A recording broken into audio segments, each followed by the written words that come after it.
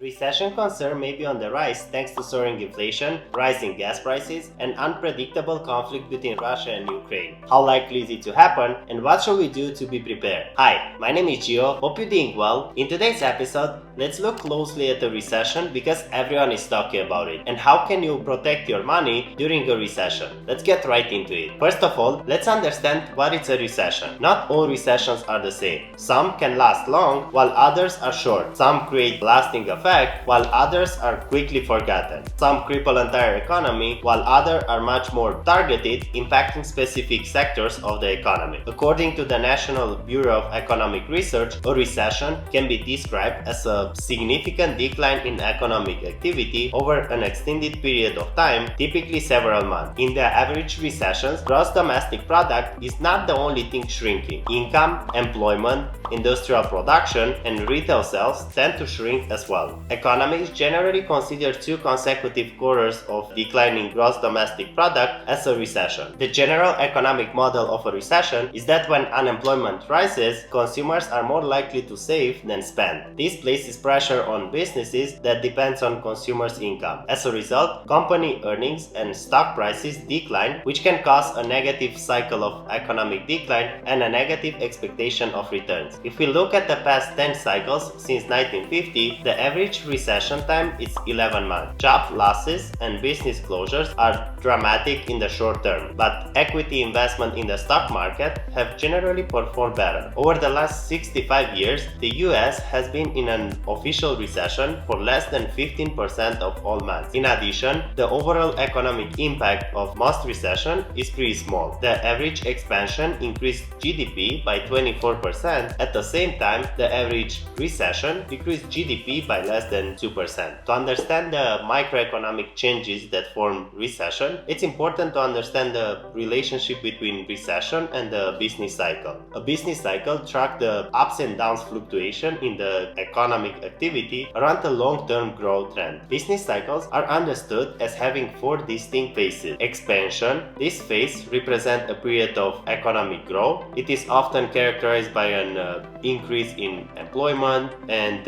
an increase in consumer spendings and demand, which leads to increase in production and cost of goods and services. The second stage is peak, which represents the highest point of a business cycle that shows when economy has reached its top. This is commonly seen as a turning point into contraction phase. Contraction, a period that is represented by a decline in economic activity, often identified by falling GDP, rise in unemployment, and other related economic indicators. The fourth stage is trough, the lowest point of a business cycle that marks the bottom of the economic activity. The trough is a turning point and followed by a new wave of expansion. It's important to note that business cycles do not follow any predictable intervals. Instead, they are unpredictable and their severity is reflected by the economic variable of the time. What causes a recession? Generally speaking, expansion and growth in an economy cannot last forever. A significant decline in economic activity is usually triggered by a complex interconnected combination of factors including overheating, economic shock, loss of consumer confidence, high interest rate, inflation rate, and asset bubble. When it comes to overheating, recession can be caused by an overheated economy in which demand overtakes supply,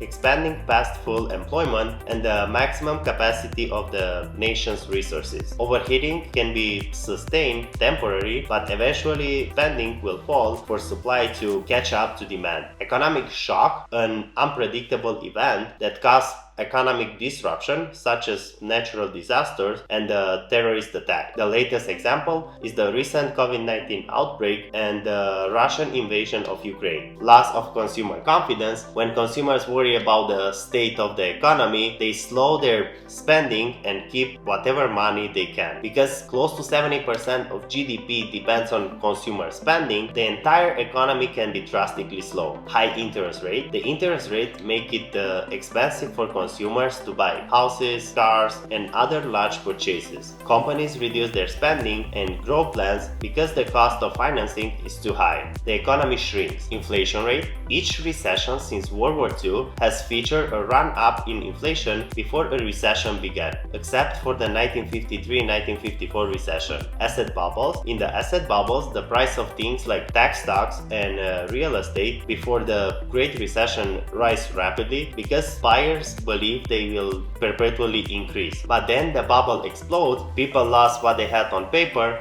and the fear kicks in. As a result, people and companies pull back on spending, giving free way to recession. While we have so many reasons to be concerned about a recession coming, we have few reasons to be optimistic about our economy. The severity of commodity prices, of all kinds of inflation, commodity-based increase tends to be the most self-curing. Usually, higher prices rapidly lead to greater production, which is often simultaneously met with lower demand. Inflation effect on consumer spending. Higher gas and grocery prices are an immediate tax on consumers and will likely weigh on sentiment. Spending on gasoline has declined 60% as a share of the consumer wallet during the past 4 decades, and the US capacity to be energy independent. Foreign energy imports accounts for less than 5% of total consumption today. In particular, on the need to fill gaps now that Russian oil and gas are off the table, Washington appears to be working aggressively on attracting recently supplies from Venezuela and Iran. And the European Union is rapidly strategizing an alternative to Russian energy with a combination of new liquefied natural gas source and an expansion of green sources. So how likely we'll see a recession in the near future, since 2022 began with inflation a top economic problem for the first time in 40 years? Although improvement in the supply chain will slow inflation, most experts estimate it will be months before supply problems are completely fixed. Therefore, the work of reducing the inflation rate will fall to the nation's central banks, the Federal Reserve in US. The Federal Reserve will have to slow down its cheap money policy followed during the pandemic, when it pushed interest rates to near zero and expanded money supply by 85%. Interest rates will have to be raised and the money supply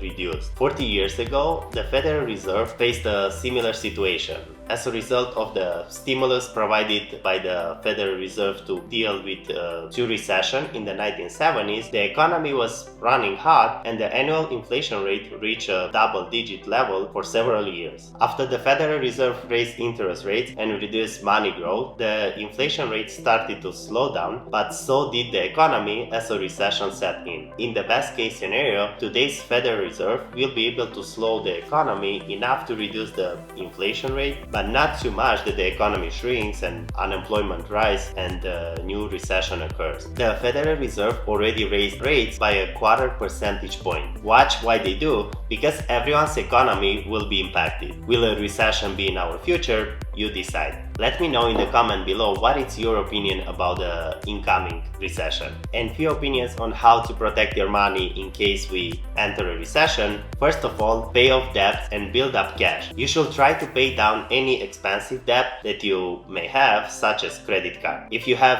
multiple debts, address the borrowing with a higher interest rate first and then move to the next one. If you do not have enough cash to pay down your debt, see if you can move to a cheaper rate. This can only offer some temporary relief, but will give you more time to organize your finances and stop your debt from growing as quickly. If you have money left over, you should also try to build an emergency cash fund. This can help protect you from any unexpected bills or even help you deal with a period of unemployment. Putting aside 3 to 6 months worth of your average expenses, it's a good rule to start, and keep investing for the long term. While a recession often affects people's finances, it can also be a good opportunity to invest. However, you should only consider doing it if you already have healthy emergency fund in place and you are comfortable with the possibility of losing money. While recessions are undoubtedly painful for the real economy, they increasingly prompt the sort of actions that end up being very positive for investors. A recession calls for more defensive investment styles, which means picking stocks to buy and funds that are typically pretty strong during all stages of the economic cycle. While we see reasons to be confident about the economy strain, the geopolitical and inflationary instability means stock and bond market will likely continue to see volatility, and passive index level investing remain challenged. Investors should keep an eye on core inflation, which exclude food and energy prices, and as this is likely to peak in the next few months and will ultimately drive on monetary policy and inflation expectations. Thank you so much for watching. If you like the content, smash that like button, subscribe to my channel, turn on the notification bell, and don't forget to check out all the links in the description down below. See you in the next video.